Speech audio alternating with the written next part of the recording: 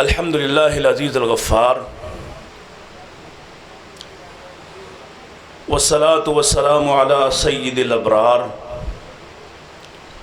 اما بعد اعوذ باللہ السمیع العلیم من الشیطان الرجیم بسم اللہ الرحمن الرحیم سبحان الذی اسری بعبدہ لیلا من المسجد الحرام الی المسجد الاقصی الذی بارکنا حولہ لنریہ من آیاتنا انہ هو السمیع البصیر وقال اللہ تعالی وَأَنَّ الْمَسَاجِدَ لِلَّهِ فَلَا تَدْعُوا مَعَ اللَّهِ أَحَدًا وقال اللہ تعالی وَإِذْ أَخَذَ اللَّهُ مِيثَاقَ النَّبِيِّينَ لَمَا آتَيْتُكُم مِّن كِتَابٍ وَحِكْمَةٍ ثُمَّ جَاءَكُمْ رَسُولٌ مُصَدِّقٌ لِّمَا مَعَكُمْ لَتُؤْمِنُنَّ بِهِ وَلَتَنصُرُنَّهُ حمد و ثنا درود و سلام کے بعد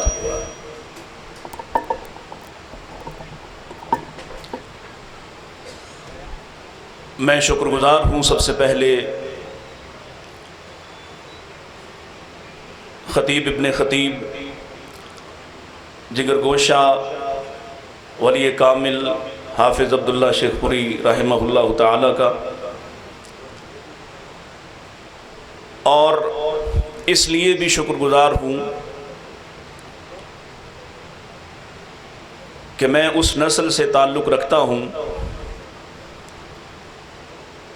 جس کے بڑے حضرت حافظ عبداللہ شیخ پوری رحمہ اللہ کی تقاریر سے اللہ کی توفیق سے مسلک کے حقہ کو قبول کرنے والے ہیں،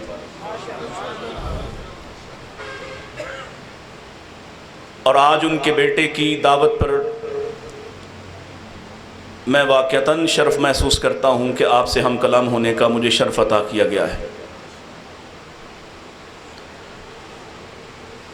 آج کے اس پروگرام کے حوالہ سے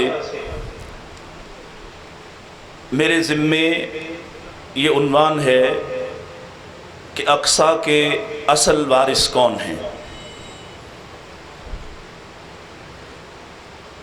میں بلا تمہید اپنی معروضات، اپنی گزارشات آپ کے سامنے رکھنا چاہتا ہوں۔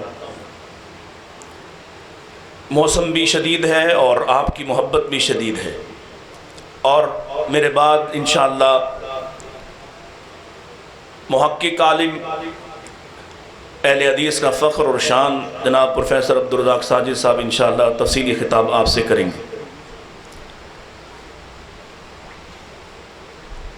وارث دو طرح کے ہوتے ہیں، ایک نسلی وارث ہوتا ہے اور ایک نظریاتی وارث ہوتا ہے۔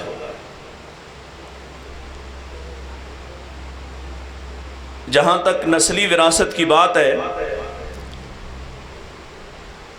تو بنی اسرائیل واقعتاً سیدنا ابراہیم علیہ السلام کے نسلی وارث ہیں۔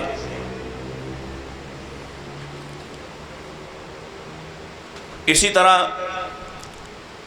دوسری شاخ اولاد اسماعیل عرب، وہ بھی نسلی وارث ہیں۔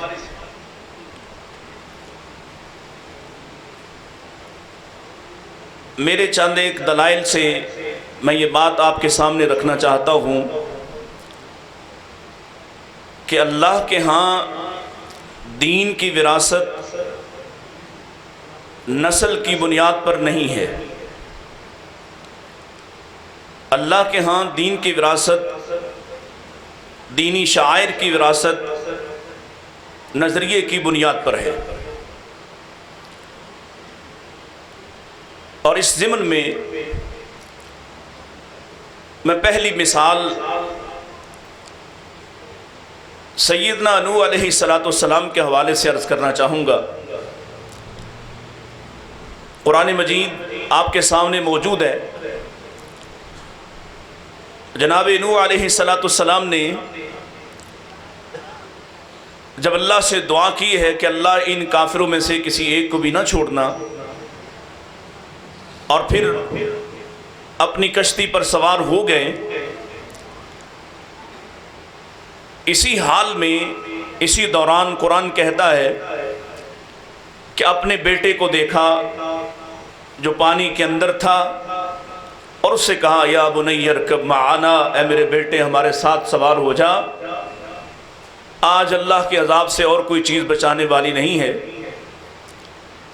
اور اس نے کہا سآوی الی جبل یعصمنی من الماء، میں پہاڑ پہ چڑھ جاؤں گا، میں پانی سے بچ جاؤں گا۔ ابھی دونوں باپ بیٹوں کی بات ہو رہی ہے، فحال بینہم الموج فکان من المغرقین، دونوں کے درمیان ایک موج حائل ہوتی ہے اور بیٹا ڈوبنے والوں میں سے ہو جاتا ہے۔ اللہ کے نبی بے ساختہ اللہ سے دعا کرتے ہیں، اللہ یہ میرا بیٹا ہے، میرے اہل میرے خاندان میں سے ہے، گویا میرا وارث ہے۔ اور آپ کو جواب یہ دیا جاتا ہے اگرچہ یہ نسلی طور پر تو آپ کا بیٹا اور آپ کا وارث ہے، آپ کا اہل ہے، لیکن اپنے اعمال یعنی نظریے کی وجہ سے یہ آپ کے اہل سے تعلق نہیں رکھتا ہے۔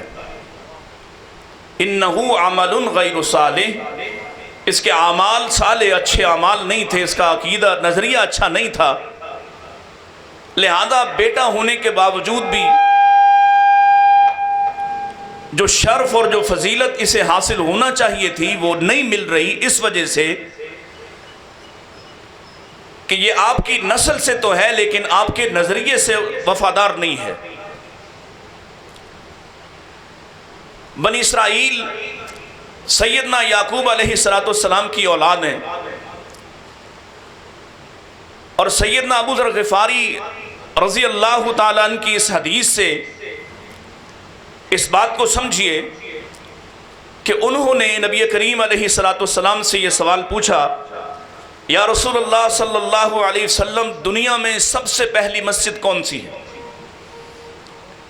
اور یہ بات میں کیوں کر رہا ہوں، میں اس کا تھوڑا سا اس کا پس منظر بھی آپ کے سامنے رکھ دینا چاہتا ہوں۔ پاکستان میں جیسا کہ آپ کو پتا ہے بہت سے ایسے طبقات پیدا ہو گئے جو خاص طور پر ان دینی شعائر پر حملہ آور ہوتے ہیں، ان مسلمہ عقائد پر وہ متاثر کرنے کی ان کو کوشش کرتے ہیں اور ان پر حملہ آور ہوتے ہیں جن میں کبھی کوئی شک نہیں ہوتا۔ پہلے تو ان کو یہ لبرل اور سیکولر طبقہ حاصل ہوتا تھا، اب ان کو مولوی بھی ملنے لگ گئے ہیں۔ کچھ عرصہ پہلے دیوبندی علماء کے ہاں ایک بہت محترم اور معتبر نام ہے مولانا سرفراز خان صفدر، ان کے بیٹے ہیں عمر رسیدہ ہیں علامہ زاہد الراشدی، معتبر نام ہے، اچھے عالم دین ہیں، اپنے مسلک کی اور بہت حد تک دیگر مسالک کی بعض اوقات ترجمانی کرتے ہیں۔ ان کا ایک بیٹا ہے جو غامدی صاحب کا شاگرد ہے، عمار خان ناصر، اس نے ایک کتاب لکھی ہے اور اس میں اصل میں غامدی کا نظریہ پیش کیا ہے کہ یہودی جب بیت المقدس کے اصل وارث ہیں تو ان کو دینے میں مسئلہ کیا ہے، یعنی بیت المقدس جب ان کا ہے، یہود کی بستی تھی، یہود یہاں رہتے تھے، بنی اسرائیل رہتے تھے، لہذا بنی اسرائیل اگر اس شہر پر قبضہ کرتے ہیں، اس شہر کی مسجد پر قبضہ کرتے ہیں جو ان کے ہی باپ دادا نے بنائی ہے، تو مسلمانوں کو لڑائی چھوڑ دینا چاہیے۔ اور اس ثابت کیا کہ یہ چونکہ نسلی طور پر وارث ہیں، اولاد ابراہیم ہے، لہذا مسجد اقصیٰ ان کو دے دینا چاہیے، لڑائی ختم ہو جائے گی اور اس کے بعد مظلوم فلسطینیوں پر ان کا ظلم و ستم بھی ختم ہو جائے گا۔ یہ وہ بحث تھی جو چند سال سے چل رہی ہے، اور ان دنوں میں خاص طور پر جب یہ مسئلہ دوبارہ سے ابھی شروع ہوا ہے، یعنی دوبارہ سے زیادہ مسائل ہوئے ہیں، اور انہوں نے 25ویں رات پھر 27ویں رات وہاں مسلمانوں کی ایک بڑی جمیع تعداد پر حملہ کیا اور اس پر گولیاں چلائیں، نہ صرف یہ کہ ان کو مذمت کرنا چاہیے تھی بلکہ ان کی زبانیں مسلمانوں کے حق میں بولنے لگتی، یہی طبقہ۔ اور اب اس سے بڑھ کر حکومتی حلقوں میں آپ نے ایسی ایک ویڈیو بھی دیکھی ہوگی جو پارلیمنٹ میں خاتون کہتی ہے، ایک موومنٹ پیش کی جانے لگی اور اس کو روکا گیا کہ خدا کے لیے یہ بات پاکستان میں نہ کی جائے کہ پاکستان اسلامی ملک ہے اور پاکستان قطعاً کسی صورت میں بھی اسرائیل کو تسلیم کرنے کی کسی بھی پوزیشن میں نہیں ہے، وگرنہ یہ بات کی جا رہی تھی کہ مسئلے کا حل ہے، ڈپلومیٹک حل ہے کہ اصل وارثوں کو دے دی جائے۔ اور پھر کل کے کالم میں غامدی کا ہی ایک اور نیا شاگرد جس کے روز نت نئے انکشافات اور نئے اس کے نظریات سامنے آتے ہیں، خورشید احمد ندیم، اس نے لکھا مسلمانوں کو بھی مان لینا چاہیے، یہودیوں کو بھی مان لینا چاہیے، 1948 کی پوزیشن پر واپس جانا چاہیے، یعنی جو ان کے زیر مقبوضہ ہیں ان کو دے دینا چاہیے اور باقی سے دستکش ہو جانا چاہیے۔ میں یہ بات رائے عامہ کو ہموار کرنے کے لیے اور آپ کو تیار کرنے کے لیے عرض کر رہا ہوں۔ بہت ممکن ہے کہ میری یہ بات ابھی آپ کو اس طرح سے اپیل نہ کرے، لیکن آنے والے دنوں میں یہ آوازیں، یہ پاکستان سے ایسی باتیں، اس پاکستان سے جس کے بارے میں فلسطینی آج بھی سمجھتا ہے کہ ساری دنیا سے وہ مایوس ہو سکتا ہے، اگر کسی قوم اور کسی ملک سے وہ مایوس ہونے کو تیار نہیں تو پاکستان ہے۔ وہاں یہ باتیں جب شروع کی جائیں گی اور اس بنیاد پر کی جائیں گی کہ نسلی وارث بنی اسرائیل ہے لہذا ان کو دے دینا چاہیے، اور پھر اسی کی بازگشت میں ہندوستان کا ایک محقق عالم ہے، ہندو ہے، اس نے بھی ایک کالم لکھا، کچھ سال پہلے کی بات ہے، اس نے کہا آپ بنی اسرائیل کو مسجد اقصی دینے کی بات کرتے ہیں تو بیت اللہ ہمارے حوالے کیا جائے، کیونکہ اسلام سے پہلے وہاں ہندو مت تھا، وہاں بت موجود تھے، اصحاف اور نائلہ کے بت موجود تھے اور ان کی پرستش کی جاتی تھی، لہذا اس بنیاد پر بیت اللہ بھی ہمیں واپس کیا جائے۔ آپ اندازہ لگا سکتے ہیں کہ اس طرح کی آوازیں مسلمانوں کو کتنی تکلیف سے دوچار کرتی ہوں گی، اور کہیں نہ کہیں ہمارا نوجوان اندر سے سوچنا شروع کر دیتا ہے کہ یار ہم جنگیں کیوں کرتے ہیں، ہم لڑتے ہی کیوں رہتے ہیں، دنیا کے ساتھ ہمارے مسائل کیا ہیں، اور یہ مسائل ہمیں برے اور عجیب کیوں لگتے ہیں۔ ابھی جو ربانی صاحب حدیث پیش کر رہے تھے نبی کائنات علیہ السلام کی، کہ آپ سے پوچھا گیا اللہ کے نبی اس دن جب لوگ ہم پر دسترخوان کی طرح ٹوٹ پڑیں گے کیا ہم کم ہوں گے؟ آپ نے فرمایا نہیں، کم تو نہیں، بہت زیادہ ہوں گے، لیکن حالت یہ ہوگی کہ غصہ السیل، اس طرح جیسے سیلاب کے اوپر خسو خاشاک تنکوں کی صورت میں بہ رہا ہوتا ہے، اس طرح تمہاری کوئی حیثیت اور کوئی وقت نہیں ہوگی، اس قدر تم زیادہ ہوگے، لیکن تمہارے کوئی فٹنگ نہیں ہوگی، قدم نہیں ہوں گے، تم کہیں کھڑے ہو کر بات کرنے کے لائق نہیں رہو گے۔ یہ وہ زمانہ آ گیا ہے کہ ہم تعداد میں بھی بہت زیادہ ہیں، وسائل بھی بہت زیادہ ہیں، ملک بھی 58-60 ہیں، فوجیں بھی ہیں، اسلحہ بھی ہے، جنگی طیارے بھی ہیں، ایٹم بم بھی ہیں، لیکن حالت ہماری یہ ہے کہ ہمارے بہن بھائیوں پر روزانہ بمباری کی جاتی ہے، اور ہم یہاں یہ بحث شروع کیے ہوئے ہیں کہ یہ گھر ان کا ہی ہے تو کیا فرق پڑتا ہے اگر ان کو واپس کر دیا جائے۔ یہ وہ بنیاد ہے جس پر میں عرض کرنے لگا ہوں کہ اگر نسلی وراثت کی بات کی جائے تو نسلی وارث ہونے کے اعتبار سے یقیناً بنی اسرائیل وراثت کا حق رکھتے تھے۔ آئیے اللہ سے پوچھتے ہیں کہ آپ دین میں نسلی وراثت کو تسلیم کرتے ہیں؟ جب اللہ نے ابراہیم علیہ السلام کو مختلف آزمائشوں سے آزمایا ہے، فَأَتَمَّهُنْ، اور ابراہیم تمام آزمائشوں میں پورے اترے، قَالَ إِنِّي جَاعِلُكَ لِلنَّاسِ إِمَامًا، اللہ فرماتے ہیں ہم نے کہا ابراہیم ہم نے آپ کو امام الناس مقرر کر دیا ہے کہ آج کے بعد نبوت آپ کے گھرانے میں، آج کے بعد سیادت قیادت آپ کے گھرانے میں رہے گی۔ تو حضرت ابراہیم علیہ السلام نے فوراً اس خیر اور برکت کو حاصل کرنے کے لیے مزید رغبت رکھی اور کہا قَالَ وَمِن ذُرِّيَّتِي، اللہ میری نسل کے ساتھ یہ وعدہ کر دو میری نسل میں جتنے لوگ ہوں گے وہ سب کے سب امام ہوں، سب کے سب قیادت سیادت والے ہوں۔ یہاں قرآن مجید نے ایک فیصلہ کن بات ارشاد فرمائی، فرمایا قال لا ینال عہد الظالمین، ابراہیم ہم نسل تو تیری ہی رکھیں گے، وارث تو یہی بنے گی، یہی ہوں گے جن کو قیادت اور سیادت عطا کریں گے، لیکن یہ بات یاد رہے جو تیرے راستے سے ہٹ جائے گا، ظلم کی طرف چلا جائے گا، جو مشرک ہو جائے گا، قال لا ینال عہد الظالمین، ہمارا وعدہ ایسے ظالموں کے ساتھ نہیں ہوگا۔ جو تیرے نظریے پر وفاداری کا ظاہر کرے گا اور جو تیرے نظریے کا وفادار ہوگا اس کے ساتھ یہ وعدہ ہوگا۔ اور یہی وجہ ہے کہ ابراہیم علیہ السلام کی اولاد میں سے ابو جہل بھی تھا، ابو لہب بھی تھا، عتبہ و شیبہ بھی تھے، لیکن یہ وراثت ان کو حاصل ہوئی۔ وہ کہتا تھا کہ ہم اور محمد صلی اللہ علیہ وسلم کا خاندان برابر ہیں، وہ بھی ستو پلایا کرتے تھے، ہم بھی ستو پلایا کرتے تھے، وہ بھی حاجیوں کی خدمت کرتے تھے، ہم بھی حاجیوں کی خدمت کرتے تھے، ان کے پاس کچھ عہدے ہیں، کچھ عہدے ہمارے پاس ہیں، آج میں بنو ہاشم کے نبی کو کیسے مان لوں؟ وہ بھی برابر کا دعویٰ کرتا تھا۔ لیکن اسلام نے یہ اصول واضح کر دیا ہے کہ یہاں دین کے حوالے سے، دینی حوالے سے، دینی شاعر کے حوالے سے، دینی وراثت کے حوالے سے اللہ نسلی وراثت کو تسلیم نہیں کرتا، بلکہ نظریاتی وارث، نظریاتی وارث۔ اور نظریاتی وارث کہاں سے آیا؟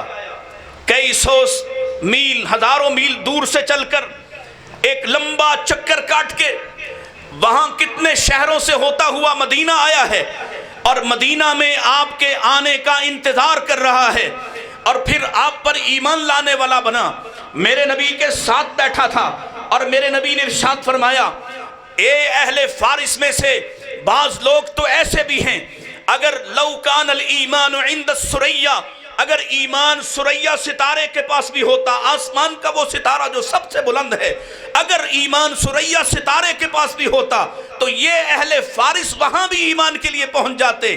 لوگوں نے پوچھا یا رسول اللہ وہ کون خوش نصیب ہیں؟ آپ نے سلمان فارسی کی ران پہ ہاتھ رکھ کے فرمایا ان میں سے ایک تو یہ آپ کے پاس بیٹھا ہوا ہے۔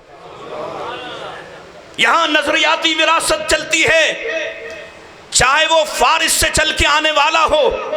یہاں نظریاتی وراثت ہے کہ ایک طرف عتبہ و شیبہ ہیں جو آپ کے خاندان سے ہیں، آپ کے رشتہ دار ہیں، اولاد اسماعیل میں سے ہیں، اولاد ابراہیم میں سے ہیں، اور وہ بدر میں مارے جا رہے، کاٹے جا رہے، اور انہی کے باغ میں کام کرنے والا عداس نامی غلام جو نبی کائنات علیہ السلام کا استقبال کرنے والا، آپ کی خدمت کرنے والا، طائف کے سفر سے واپس جب آپ نے عتبہ و شیبہ کے باغ میں پناہ لی ہے تو یہ آپ کے لیے انگور لے کر جانے والا، اور میرے مصطفیٰ نے جب انگور کھاتے ہی بسم اللہ کہا تو یہ پوچھتا ہے یہ جملہ آپ نے کہاں سے بولا؟ یہ تو ہمارے نبی کا کلام ہے، آپ نے اپنا تعارف کروایا ہے تو یہ آپ کے قدم مبارک چومنے لگتا ہے اور آپ پر ایمان لے آتا ہے۔ نسلی وراثت نہ چلتی، نہیں چلتی، یہاں نظریاتی وراثت چلتی ہے، اور یہ عداس نامی عیسائی غلام جو مسلمان ہوا ہے یہ میرے نبی کا وارث ہے۔ اور آج آپ کے شہر میں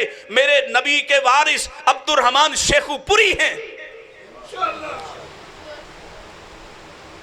اسلام نظریاتی وراثت کی بات کر رہا ہے۔ العلماء بولیں، العلماء یہ آپ کے سامنے بیٹھے ہیں، نبی کائنات علیہ السلام کے یہ وارث ہیں، حالانکہ یہ براہ راست آپ کے خاندان سے تعلق نہیں رکھتے۔ آپ کے علماء پاکستان کے، عراق کے، ایران کے، پوری دنیا میں مسلمان علماء نبی کریم علیہ السلام کے وارث ہیں۔ کس بنیاد پر؟ نظریے کی بنیاد پر، نظریے کی بنیاد پر۔ اگر نسلی بنیاد پر وراثت ملتی تو ابو جہل کو کیوں نہیں ملتی ہے؟ نسلی بنیاد پر وراثت ملتی تو ابو لہب کو کس نے خارج کیا ہے؟ نسلی بنیاد پر وراثت ملتی تو اس کے بعد جتنے کفار ہیں اور آج کے لوگ ہیں اور بنی اسرائیل ہیں یہ بھی دعویٰ کر سکتے ہیں اگر اسلام نسلی وراثت کا قائل ہوتا تو نظریے کی بات نہ کی جاتی۔ جبکہ یہ دوسری مسجد ہے، پہلی مسجد پوچھا پہلی مسجد کون سی ہے؟ فرمایا مسجد حرام۔ دوسری مسجد کون سی ہے؟ فرمایا مسجد الاقصی۔ دوسری مسجد اقصی ہے، اللہ کے نبی دونوں کے درمیان کتنی مدت تھی، کتنا وقت تھا، دورانیہ تھا؟ فرمایا دونوں کے درمیان 40 سال کا وقت تھا۔ مسجد اقصی، اور پھر یہ بھی سن لیجئے، مسلمانوں نے یہودیوں سے چھینی، مسلمانوں نے، آپ کو پتہ ہونا چاہیے، مسلمانوں نے یہودیوں سے چھینی نہیں، یہ تو اللہ نے ان سے پہلے ہی کہا تھا کہ اگر تم نے لَتُفْسِدُنَّ فِي الْأَرْضِ مَرَّتَيْن، تم 2 مرتبہ زمین میں فساد مچاؤ گے، اور جب جب تم فساد مچاؤ گے ہم اسی طرح تمہارا علاج کریں گے۔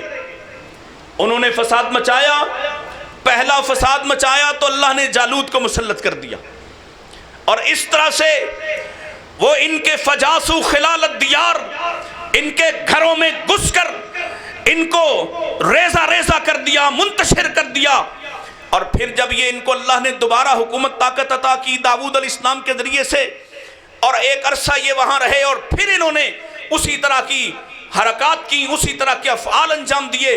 اور میں یہ بھی عرض کروں گا کہ کون سے کام تھے جس کی وجہ سے کل ان سے وراثت چھن گئی، اور اگر آج ہم باز نہ آئے تو ہمارے ہاتھ بھی لگنے والی؟ کون سے کام تھے؟ وہ کیا کرتے تھے؟ آپ ذرا اس کی تفصیل کو سمجھیے، کیا قصور تھا، کیا کیا انہوں نے؟ انبیاء کا قتل کیا، انبیاء کا قتل کیا، انبیاء کا مذاق اڑایا۔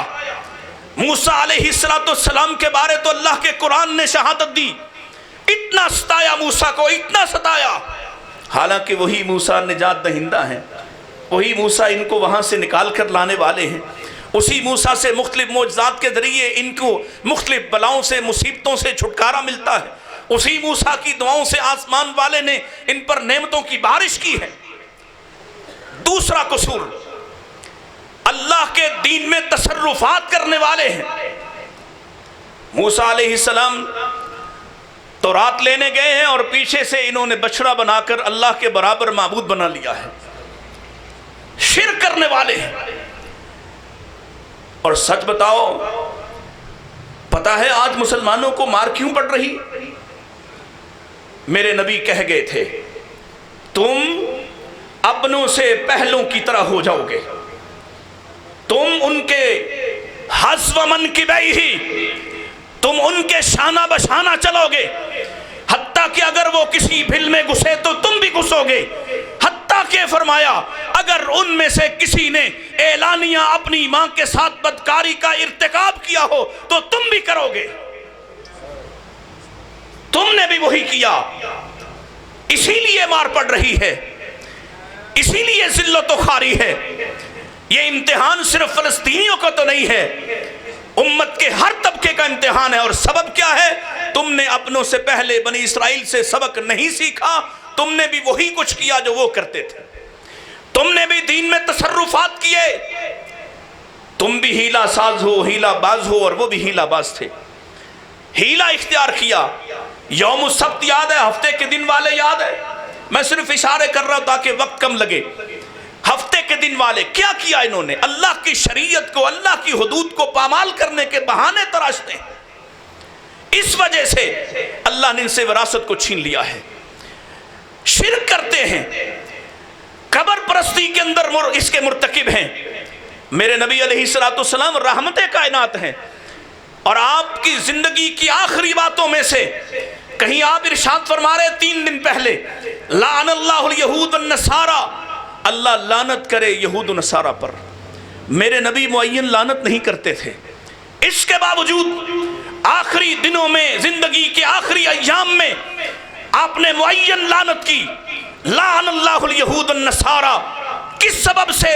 اتخذوا قبور انبیائہم مساجدا، اس لیے کہ انہوں نے اللہ کے نبیوں کو، ان کی قبروں کو مسجد عبادت گاہ بنا لیا ہے۔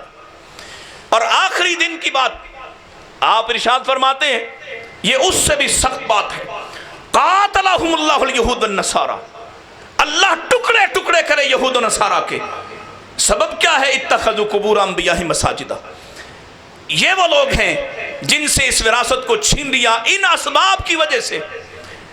اور آج مسلمانوں کو اگر اس کا وارث رہنا ہے، مسلمان ہی وارث رہیں گے، انشاءاللہ مسلمان ہی وارث رہیں گے۔ انشاءاللہ وہ وقت آنے والا ہے جب ایک مسلمان ان کو قتل کرے گا، اور میرے نبی تو خبر دے گئے لا تقوم الساعہ، اس وقت تک قیامت قائم ہی نہیں ہوگی جب تک کہ مسلمان یہود کو قتل نہیں کریں گے۔ آپ تو خبر دے گئے ہیں، یقینی بات ہے، اور یہودیوں کو تمہارے نبی پر ان کی باتوں پہ یقین ہے، تم بھی یقین کر لو، ان کو یقین ہے۔ وہ اللہ کی قسم قرآن والے یہود بن گئے، تم قرآن والے مسلمان بھی بن کر دکھا دو۔ قرآن نے کہا آپ دیکھیں گے لَتَجِدَنَّ أَشَدَّ النَّاسِ عَدَاوَةً، اگر آپ لوگوں میں سے کسی کی عداوت، دشمنی ایمان والوں کے ساتھ سب سے زیادہ شدید دیکھیں گے، الیہود والمشرکین، یہ یہود اور مشرکین ہوں گے۔ وہ بن گئے قرآن والے یہود، وہ بن گئے یہود، قرآن والے یہود بن گئے، تو تمہیں بھی قرآن والا مسلمان بننا چاہیے کہ نہیں بننا چاہیے؟ یہ وعدہ خلاف قوم ہے، وعدے توڑنے والی ہے، ہمیشہ وعدے توڑنے والی ہے، اور ان کے وعدوں کے انحراف کا علاج جیسے کل جناب مصطفیٰ نے کیا تم بھی کرو تو معاملہ سیدھا ہو جائے گا۔ وعدہ کیا، معاہدہ کیا انہوں نے، اور اس معاہدے کو توڑا۔ مدینہ کے اندر 3 قبائل، یہ جب وہاں سے بخت نصر نے ان کو مارا دوسری مرتبہ عیسیٰ علیہ السلام کے قتل کرنے کی کوشش میں، یہ تو اپنی طرف سے قتل کے دعوے کرتے تھے، یہ تو قرآن نے کہا ما قتلوہ ما صلبوہ، یہ تو کہتے تھے کہ ہم نے مارا ہے، ہم نے قتل کیا، ہم نے سولی چڑھایا ہے۔ یہ تو اللہ کے قرآن نے کہا تم دھوکے میں ہو، تم پہلے انبیاء کو قتل کرتے رہے، ہم نے عیسیٰ کو تم سے بچا لیا ہے، اب عیسیٰ آئیں گے اور تمہیں قتل کریں گے۔ اس سے پہلے تم انبیاء کو مارتے تھے، اب اللہ کے نبی عیسیٰ آئیں گے اور تمہاری جڑ سے جڑ اکھاڑ پھینکیں گے۔ یہ وہ لوگ ہیں جو وعدہ خلاف ہیں۔ نبی کریم علیہ السلام سے وعدہ توڑا تو آپ نے پہلی قوم نے کیا کیا؟ اور میں آج کہہ رہا تھا ایک مسلمان عورت بنو قینقاع کے بازار میں گئی تھی، ایک مسلمان عورت، بات غیرت کی ہے، بات حمیت کی ہے، اور حمیت بغیر دین کے ہو سکتی؟ حمیت سیاست سے آتی، بولیں، حمیت جمہوریت سے آتی، حمیت اسلام سے آتی ہے، حمیت غیرت دین سے آتی ہے۔ ایک مسلمان عورت کو انہوں نے ان کا لباس پیچھے چپکا کر جب وہ اٹھی کھڑی ہوئی تو ان کا وجود برہنہ ہو گیا، اور یہاں ایک اکیلا، ان پورے یہودیوں کے بازار میں ایک اکیلا مسلمان تھا، نوجوان صحابی، اس نے اسی وقت اس کافر کو، اس بدبخت یہودی کو، ملعون کو، اس سنار کو قتل کر دیا، اور پھر سارے یہودیوں نے مل کر اس مسلمان کو شہید کر دیا۔ نبی کریم علیہ السلام نے یہ واقعہ آپ کے سامنے آیا تو مذاکرات نہیں، آج کیا کہتے ہیں؟ کوئی معاملہ ہو جائے تو کہتے ہیں اسلام امن کا دین ہے، اسلام امن کا دین ہے۔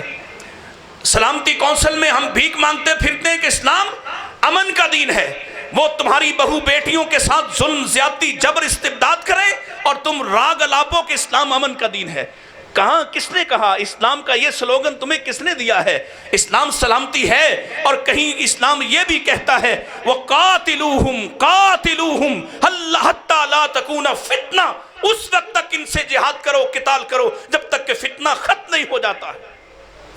ہر بات کا ایک علاج ہے، اور یہودیوں کا علاج کیا ہے؟ کیا علاج ہے؟ کیا علاج ہے؟ جہاد۔ یہود کا علاج کیا ہے؟ کل بھی جہاد تھا، آج بھی جہاد ہے، اور عیسیٰ بھی آئیں گے تو بولیں، نہ ڈریں اس لفظ سے، اس لفظ کو استعمال کرنے والے بھی اللہ کے سپرد ہو گئے۔ کل بھی محمد رسول اللہ صلی اللہ علیہ وسلم نے یہودیوں کی بدعہدیوں کا علاج کس سے کیا ہے؟ اور حضرت عمر رضی اللہ تعالیٰ نے ان کی وعدہ خلافیوں کا علاج کس سے کیا ہے؟ اور ایوبی نے ان کا علاج کس سے کیا ہے؟ اور بالآخر عیسیٰ ان کا علاج کس سے کریں گے؟ اللہ کے نبی نے ان کا محاصرہ کر لیا، اور پھر عبداللہ بن ابی بدبخت کی شرارتوں اور اس کی سازشوں اور اس کی معافی سے ان کو چھوڑا، جلا وطن کر دیا۔ دوسرا قبیلہ بنو نذیر، انہوں نے بھی آپ کو قتل کرنے کی کوشش کی، اور ان کو بھی یہاں سے جلا وطن کیا گیا۔ تیسرا قبیلہ بنو قریظہ کا، یہ بھی بدعہد نکلے، یہ شروع سے ہی بدعہد ہیں، ان کے ساتھ کوئی معاہدہ. آج ابھی خبر آ رہی تھی ابھی شام سے پہلے کہ سیز فائر کی کوشش کی جا رہی. موقع گنوا دیا مسلمانوں نے اور مسلمان حکومتوں نے. یہی موقع تھا کہ پاکستان آرمی اپنے جہازوں کو روانہ کر دیتی. یہی موقع تھا، اور میں ذمہ دار سٹیج پر ذمہ داری سے کہہ رہا ہوں، اللہ کی قسم ہم تمہارے ساتھ ہیں، پیچھے بھی نہیں. اگر تم کہتے تو مسلک اہل حدیث کے شیر تمہارے آگے کھڑے ہوتے. یہی موقع تھا، یہی بدلہ چکانے کا موقع تھا. چاروں طرف مسلمانوں کے ملک اور ایک چھوٹا سا شرارتی ملک جو زبردستی قائم کیا گیا، اس کو مٹانے کا یہی موقع تھا. اور اپنے نبی کی سنت کو یاد کروانے، اور تم کہتے نکلتے یہاں پر اور کہتے خیبر خیبر یا یہود، جیش و محمد سوف یعود.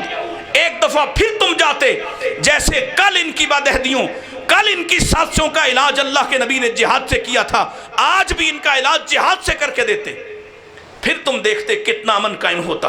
پھر ہوتا اسلام امن کا دین. پھر ہوتا. یہ بزدلی کا نعرہ نہیں ہے کہ بزدلی کا نعرہ لگا اور کہو اسلام امن کا دین ہے اس لیے ہم نے لڑنا نہیں. تم پتہ کیوں نہیں لڑتے؟ تم کیوں نہیں لڑتے؟ تمہیں وہن کی بیماری لگ گئی ہے. اور وہن کی بیماری کیا ہے؟ اللہ کے نبی صلی اللہ علیہ وسلم نے خود فرمایا، اس کی وضاحت خود فرمائی، حب الدنیا و کراہیت الموت. تم دنیا پرست ہو جاؤ گے اور موت سے ڈرنا شروع کر دو گے. یہ سبب ہے. حالانکہ یہ اتنی بزدل قوم ہے کہ ان کو تو اللہ اس کے رسول وعدہ کریں کہ یہ شہر تمہارا ہے، تم صرف داخل ہو جاؤ، تم اس میں چلے جاؤ، اللہ تمہیں غالب کر دے گا. تو یہ کہتے تھے فَاذْهَبْ أَنْتَ وَرَبُّكَ فَقَاتِلَا إِنَّ هَاهُنَا قَاعِدُونَ. ہم تو یہاں بیٹھے ہیں، ہم نہیں لڑنے والے، تم جاؤ تمہارا خدا جا کے لڑے. یہ بزدل قوم ہے دنیا کی. اور آج ایک بات اور کہہ دیتا ہوں اور بات کو ختم کرنے کی کوشش کرتا ہوں. اصل میں جو میرا نقطہ تھا وہ آپ سمجھ گئے کہ نظریاتی وراثت کس کے پاس ہے؟ مسلمانوں کے پاس. مسلمانوں نے یہودیوں سے لیا، چھینا نہیں، بلکہ حضرت رسول اللہ صلی اللہ علیہ وسلم کے زمانے میں جب آپ مبعوث کیے گئے ہیں اس وقت عیسائیوں کے پاس تھا. عیسائیوں کے پاس بیت المقدس عیسائیوں کے پاس تھا، اور یہودی اس شہر میں داخل بھی نہیں ہو سکتے تھے. اور سیدنا عمر رضی اللہ تعالیٰ عنہ آئے تو آپ نے جب آپ کو چابیاں دی گئیں اور آپ کو بیت المقدس حوالے کیا گیا، مسجد اقصی آپ کے حوالے کی گئی، تو آپ نے اجازت دے دی کہ یہ بھی عبادت کر لیں جو ان کی جو دیوار ہے، اور وہ بھی اپنے گرجا گاہوں میں عبادت کر لیں. عیسائی رہنے کی اجازت دی. حتیٰ کہ پھر انہوں نے شرارتیں جاری رکھی اور پھر ان کو یہاں سے ایوبی نے اس طرح سے نکالا ہے جیسے نکالنے کا حق تھا. اور ایوبی یاد آیا تو کہہ دیتا ہوں پھر ایک عورت کی بات، ایک عورت کی بات کہ اپنی غیرت کو، اپنی حمیت کو جگا لو. ایک مسلمان عورت کو مسجد اقصی کے سامنے ایک عیسائی کمانڈر نے تھپڑ مارا تھا اور کہا تھا بلاؤ اپنے نبی کو، کہاں ہے محمد صلی اللہ علیہ وسلم. اور یہ خبر ایوبی کو پہنچی. ایوبی کے دشمن مسلمان، جیسے ابھی آپس میں دشمنیاں ہیں، ایک سرحد دوسری سرحد، ہم جانا چاہیں تو جا سکتے، اتنی سرحدیں ہیں آپس میں، اور بٹے ہوئے تب بھی بٹے ہوئے تھے. اور پھر اس سے کہا گیا اس وقت جنگ کا موسم نہیں، جنگ کے حالات نہیں، پوری دنیا عیسائی دنیا یہاں اپنا فوکس کیے ہوئے ہے، ساری دنیا کے عیسائی طاقتور کمانڈر یہاں موجود ہیں، یہ موقع نہیں لڑنے کا. اور اس نے کہا تھا یہی تو موقع ہے لڑنے کا، اس کے بعد ان کو اکیلے اکیلے کہاں تلاش کروں گا. یہی تو موقع ہے کہ یہ سارے ایک ہی جگہ مل گئے ہیں اور مجھے پکارا گیا ہے. ایک مسلمان عورت کی آواز پر آج سینکڑوں مسلمان عورتوں کے ساتھ ظلم ہوتا ہے اور ہمارے کان پر جوں تک نہیں رکھتی. ہم اس قدر بے حس اور احساس سے عاری ہو چکے ہیں. اللہ کی قسم ہے ہم بتائیں کبھی ہم رات کو روتے ہوئے ہمارے گھروں میں چیخیں بلند ہوئی ہوں کہ وہ میری بہنیں ہیں، انما المؤمنون اخوہ کے تحت وہ میری بہنیں ہیں جن کے دوپٹے نوچے جا رہے، جن کو تمہارے سامنے ویڈیوز آتی ہیں کہ ان کو کھینچا مارا جاتا ہے، ان پر تشدد کیا جاتا ہے. بتلاؤ ذرا تم میں سے کسی کی 10 سالہ 11 سالہ بیٹی کو اٹھا کر کوئی پاکستان کی پولیس والا ایک تھپڑی مار دے، اللہ کی قسم تم مہینہ بھر سو نہ سکو. مسلمان کی غیرت اس وقت سوئی ہوئی ہے. سبب وہی ہے جو میں نے پہلے عرض کیا ہے. ایک مسلمان عورت تھپڑ مارا تھا اور کہا تھا بلاؤ اپنے محمد صلی اللہ علیہ وسلم کو. پھر ایوبی جب محاصرہ کیا، اتنا سخت محاصرہ، شدید برف باری بھی، اور برف باری میں بھی مجاہدین پیچھے نہیں ہٹے، حتیٰ کہ ان عیسائیوں نے ہاتھ جوڑ دیے کہ ہمیں جانے کا رستہ دے دو. کہا جو جانا چاہتے ہو لے جاؤ. دروازے بھی اکھاڑ کر لے گئے. ان کا ریچرڈ ہیرالڈ لکھتا ہے دروازے بھی اکھاڑ کر لے گئے. اللہ کی قسم اینٹیں اٹھا کر لے گئے بیت المقدس کی. لیکن ایوبی نے کسی کو نہیں روکا. معاہدہ کرتے ہوئے کہا صرف ایک شرط ہے، صرف ایک شرط ہے، اس عیسائی کماندار کو نہیں جانے دوں گا جس نے مسلمان عورت کے چہرے پر تھپڑ مارا اور کہا تھا محمد کو بلاؤ. سب چلے جاؤ، سب کچھ لے جاؤ، سارا مال و منال لے جاؤ، سپاہی اسلحہ لے جاؤ، میری فوج تمہارے سامنے دو رویا کھڑی ہو جائے گی، کوئی تم سے تعارض نہیں کرے گا. لیکن وہ نہیں جائے گا. پھر وہی چوک تھا، وہی مسجد اقصی کا دروازہ تھا، اور اسی دروازے پر اسی عیسائی سے ایوبی نے کہا تھا دیکھ آج محمد کا بیٹا تیرے سامنے کھڑا ہے. کاش آج پھر تم میں کوئی، آج پھر کوئی پاکستان کا جرنیل، آج پھر کوئی سعودی عرب کا شاہ سوار کھڑا ہو اور ایوبی کے کردار کو زندہ کر دے. ایوبی کون تھا؟ ایک افریقی مسلمان، کالے رنگ کا مسلمان، چیچک کے داغوں والا مسلمان. لیکن اللہ کی قسم اس کے چہرے پر تو نشان تھے، دل میں صرف محمد رسول اللہ بستے تھے. دل میں صرف محمد رسول اللہ بستے تھے. تم نظریاتی وارث ہو اور اس طرح کی آوازوں کو دبا دو اور اس طرح کے شوشے اور اس طرح کے اندیشے مت پالنا. ہاں جو تمہارے کرنے کا کام ہے کہ تم وہ نہ کرنا جو یہود نے کیا. انہوں نے شرک کیا، تم شرک سے باز رہنا. انہوں نے وعدہ خلافی کی، تم وعدہ نبھا کر نبی پاک کے سامنے جانا. انہوں نے انبیاء کی توہین کی، تم نبیوں کی حرمت پر کٹ مرنا. انہوں نے اللہ کے گھروں کے اندر شرک کا بازار گرم کیا، تم اللہ کے گھروں کو شرک سے ہمیشہ پاک رکھنا. تم اللہ کے دین کے ساتھ وابستہ رہنا. اللہ ایک دن ضرور لائے گا، ایک دن ضرور آئے گا. هو الذی ارسل رسولہ بالہدی والدین الحق لیظہرہ علی الدین کلہ وکفی باللہ شہیدا. ایک وقت واپس آنے والا ہے. ایک مسلمان چاہے کتنا ہی کمزور رہا ہو، آج اس کا کام یہ ہے، ذمہ داری یہ ہے وہ اپنا حصہ ڈالتا جائے.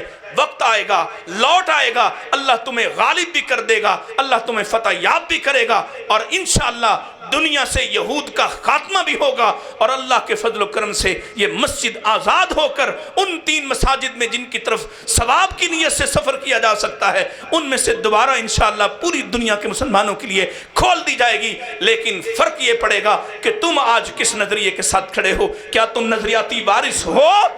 ہاں کہہ دو اگر تم ہو. کیا نظریاتی وارث ہو رسول اللہ کے؟ اس پر اپنی جانیں، اپنا مال قربان کرنے کو تیار ہو؟ کیا اگر پاکستان میں مسلک اہل حدیث کی طرف سے تمہیں کال دی دیا تو تم اپنا سب کچھ لے کر سب کچھ قربان کرنے کے لیے سڑک پر آنے کے لیے انشاءاللہ احتجاج کرنے کے لیے حاضر ہوگے؟ اللہ آپ کو کامیاب فرمائے. وآخر دعوانا الحمدللہ رب العالمین.